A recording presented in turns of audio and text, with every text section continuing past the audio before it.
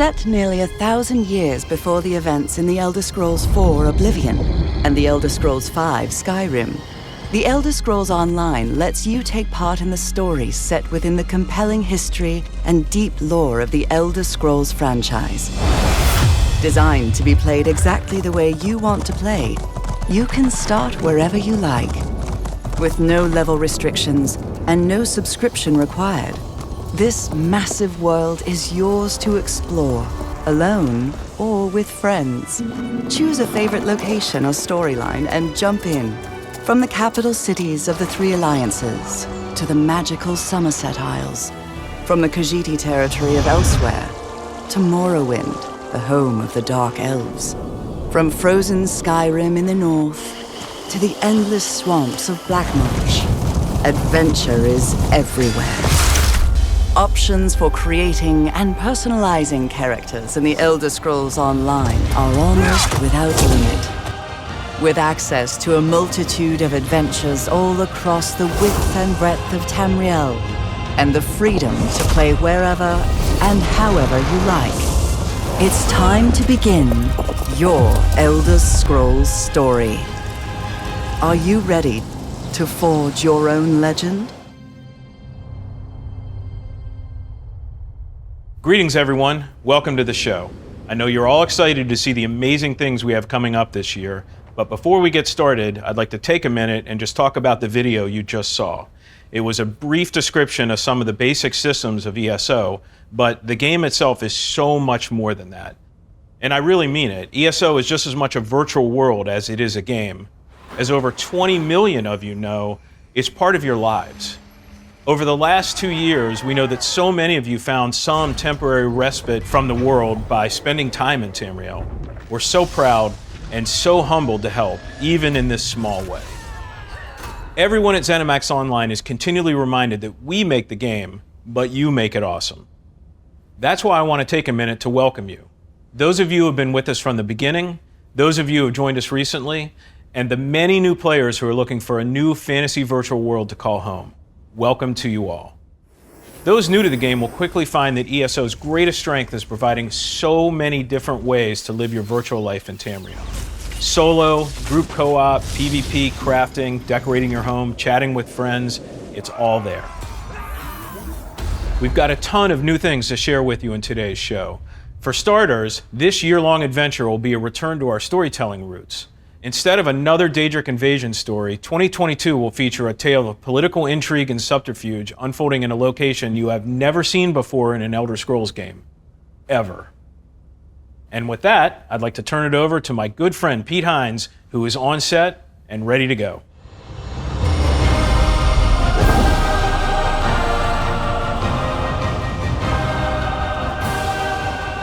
Welcome, everyone, to the 2022 Elder Scrolls Online Global Reveal event. Today, you're getting an in-depth look at the next year-long adventure in the Elder Scrolls Online. And as Matt mentioned, the team at ZeniMax Online Studios is excited to share exclusive new details about a part of the Elder Scrolls that's never been explored before. And stick around for a special ESO Live after the show, where we'll go over the upcoming chapter as well as new details surrounding our first DLC in this year's adventure. With me once again is the one and only Rich Lambert. Hey, Rich. Hey, Pete. Welcome. Thank you. I'm really excited to be here, and hello to everybody back home. Congrats on 20 million players. It's a huge accomplishment. For the folks tuning in who may not know a lot about Elder Scrolls Online, give us a sense of what is Elder Scrolls Online? ESO is an Elder Scrolls game first and foremost, and it is a game about your personal journey through the world. With One Tamriel, we removed all the arbitrary level gates that prevent you from exploring, and you can just pick a direction and go and do whatever you want. And there's a ton of stuff you can spend your time doing. It's not just like go fight things or do quests, but it's really a breadth of content. It is. There's so much to do in Elder Scrolls Online, and it ranges from questing to PvP, housing, crafting, the justice system. There's also loads of group-oriented content in our dungeons and trials. We've also got a number of collection-based systems that players can participate in, so from treasure hunting to antiquities, collecting lore books, and it's just, the list goes on and on and on. It's a massive game. It's an Elder Scrolls game, It is. but it's online. There's a ton of stuff to do, just like you would expect in an Elder Scrolls game. And much like an Elder Scrolls game, it has an amazing community around it that's built up around ESO. Talk a little bit about the folks that have really made this game what it is. They're really what makes the game special. It's the community that makes the world come alive. They are incredibly supportive. They just love sharing their love of Elder Scrolls with other players, and are hands down the best community in games. These folks are truly what make this game special. And, you know, if you want help, they're always there waiting to help you out. But it's really up to you to decide whether you want to play this game by yourself or spend time playing with others. Absolutely. This is an online game, so you're bound to run across other players. But it's your choice if you want to interact with them or not. And I highly recommend that you do so, because the social bonds that you develop with those players can last a lifetime. And if you want to play online, but by yourself, but not by yourself, you also have companions, which are NPCs that you can bring along with you. And what does a companion do for you? A companion is your personal adventuring buddy. They're always there for you, and they can help you out progress through the world. So if you need a little bit of help tanking enemies, you need some extra damage, you need some healing, they're always going to be there for you. So last question for me before we jump in, because I know you're all super excited to hear what's new. You shared some exciting news last year for the Spanish-speaking community, and I wondered if you had any new details to share with those folks about what's coming. We do. So back in October, we announced that Spanish localization was coming to ESO in 2022. We're very excited to let everybody know that it will be available with this year's chapter in June. And we're also excited to let you all know that the Spanish forums for the Elder Scrolls Online are live today. So if you want to come join us on elderscrollsonline.com, we've got the Spanish forums up and running live, and we look forward to seeing our Spanish community there. Great stuff, but I know everybody's ready to get to that new content, so what do you got for us? So I'd like to welcome everybody to High Isle, the next chapter of the Elder Scrolls Online and the centerpiece of this year's Legacy of the Bretons adventure. Let's check out our new cinematic trailer.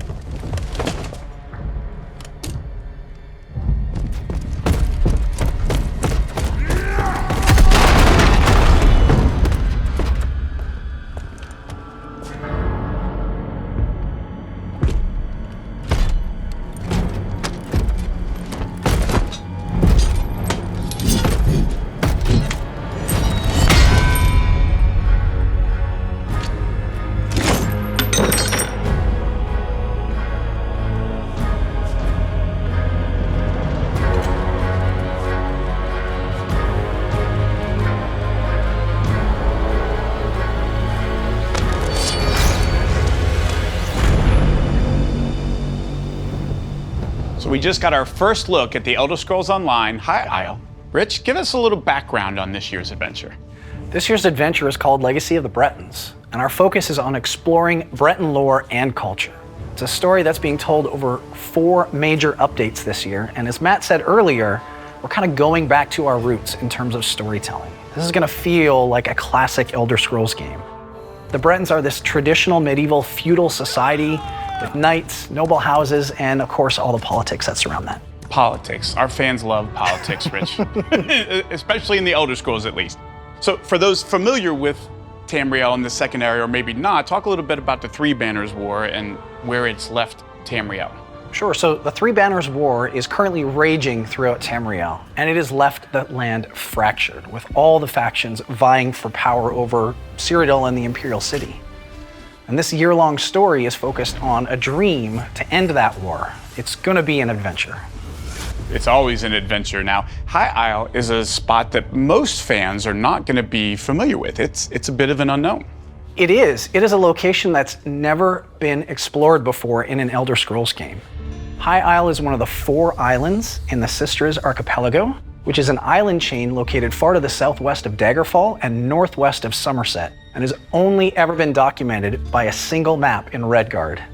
And it's really, really exciting for us to be able to do something completely different this year, completely new, and we can't wait to share it with everybody. Now, we're focused on the Bretons this year. Tell us a little bit more about the Bretons and their culture. What can we expect to learn in this year's adventure? When you go to High Isle, you are going to see that this is the epitome of Breton culture. This is feudal, medieval castles and tournament grounds. This is a resort destination for Tamriel's wealthy. And as it's far removed from the mainland, it's a bit of a safe haven and therefore a perfect location for secret peace talks between the Alliance delegates. And these peace talks are being hosted by the Society of the Steadfast, which is a new faction led by an extremely wealthy noble in High Isle named Baron Vaquero. And of course, this is an Elder Scrolls story. So of course, there are groups out there who stand to profit and gain power due to the war. So any hint of peace talks could quickly result in an opposition and sabotage. Do we know who's behind preventing these peace talks? We do. So there are whispers of a secret society named the Ascendant Order who threaten to ruin the peace talks. They're led by the Ascendant Lord, and I'm going to leave the rest up to the players to figure out. Ooh, cliffhanger. Now, it's been a while since ZOS had the opportunity to create and add completely new elements to the Elder Scrolls, so this has to be exciting for you and the team. It is amazing. It's fun to go back and re-envision content, but conceptualizing an entire region from scratch is daunting. So who better to talk about that than our art director, CJ Greb, and he's going to walk us through it. Hi, everyone. As always, it's very exciting to be part of creating a brand new Elder Scrolls story. This time, it's the Systres Archipelago, and it's especially exciting to get to build a little known and never before explored corner of the Elder Scrolls world. Our concept team began finding inspiration for the island's look from the beautiful windswept shores of the Mediterranean. We see stunning waterfalls, imposing cliffs, and oceanside beaches that one would find scattering the coast of the Mediterranean Sea. The landscape highlights the natural beauty of the island, but their civilization as well. Our team knew how important such an edition of the world could be to the deep history and lore of the Bretons, and how important that would be to so many fans of Elder Scrolls. We leaned into the architectural and cultural traditions from medieval and feudal Europe, knowing this could be blended into our established Breton designs from the base game. The dense city streets of Gonfalon Bay and the idyllic coastal palace of Castle Navir are prime examples of the imposing Breton structures and hidden underground catacombs born from that work. Players will also find medieval fanfare and splendor on the tournament grounds where nobility and commoner alike enjoy festivities. The nobles treat High Isle like a resort, and that's reflected in the way the nobles dress. High Isle elite always dress in their finest, projecting their status as not only the leaders of the great family houses, but their barely hidden ambitions to command the archipelago with total power. All of this pomp and circumstance gave us the opportunity to return to the classic medieval armor and attire so distinct of the Breton style: plate armor, tabards, and heraldry. The beauty of High Isle shines like a beacon to the rest of Tamriel, but it can't all be sandy beaches and sunflowers. The dark side of High Isle's success lies directly to the north. There, across the water, you'll find the dense, deadly jungle island of Amanos. This area serves as a prison for criminals and dissidents deemed unworthy of High Isle. Once inside, there are no guards, no law, and little chance of escape. Good luck. There's more than 2 locations that players can look forward to, as the Systres Archipelago is an island chain players will get to explore throughout the year. High Isle is one part of the legacy of the Bretons, what we call our year-long adventure. Rich, what else can folks expect? We're going to start this year off in March with the Ascending Tide DLC, and that adds 2 new dungeons. And stories from that DLC set the tone and provide backstory for the events that kick off in the High Isle chapter in June. And of course, this is a year-long story, so we're going to continue it in Q3 and Q4 later this year. And it doesn't matter how much you've played ESO in order to experience the new content, right? Right, both new and returning players can jump in at any time. That's the beauty of ESO. You don't have to level up through years of older content. You don't have to play it in a specific order. You can just jump in and play at your own pace. Now let's hear from our community team on how you can get started with High Isle today. Hey everyone, we're here to let you know that starting right now, you can pre-purchase the Elder Scrolls Online High Isle for all platforms. This new chapter will launch on June 6th for PC, Mac, and Stadia, and June 21st on consoles.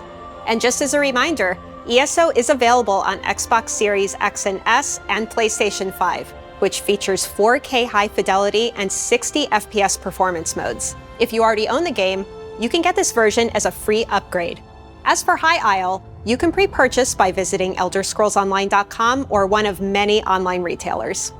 Now, when you pre-purchase the chapter, you'll immediately receive a matching set of the Pale Frost Elk mount and the limited time Pale Frost Fawn pet. Though keep in mind, the pet is only available if you pre-purchase now through April 4th. We have a few different ways to hop in and start your adventure in ESO. And if you're wondering which version is right for you, well, we're here to break it down. If you're new to the game and want to dive in right now, the ESO Collection High Isle is for you. This collection gets you instant access to everything the base game has to offer, along with all 5 previous annual chapters. You can play in any order, however you like. So you can begin your Tamriel adventure today, and of course, you'll have full access to High Isle once it launches in June. Alternatively, if you already own the base game or any of the previous chapters, you'll want to grab the upgrade version.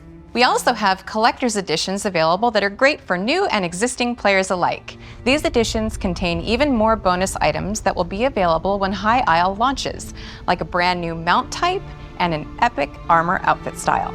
So what about new merch? We've got that too.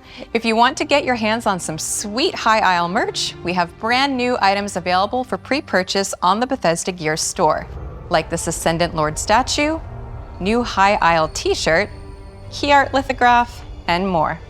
We'll both be back right after today's show to give you a first look at the Ascending Tide DLC and Update 33, show off some additional ESO merch, and more. So stick around and we'll see you all soon. And now let's hear from Lore Master Lehman. He's got details on the story you'll experience in High Isle and some of the characters you'll meet along the way.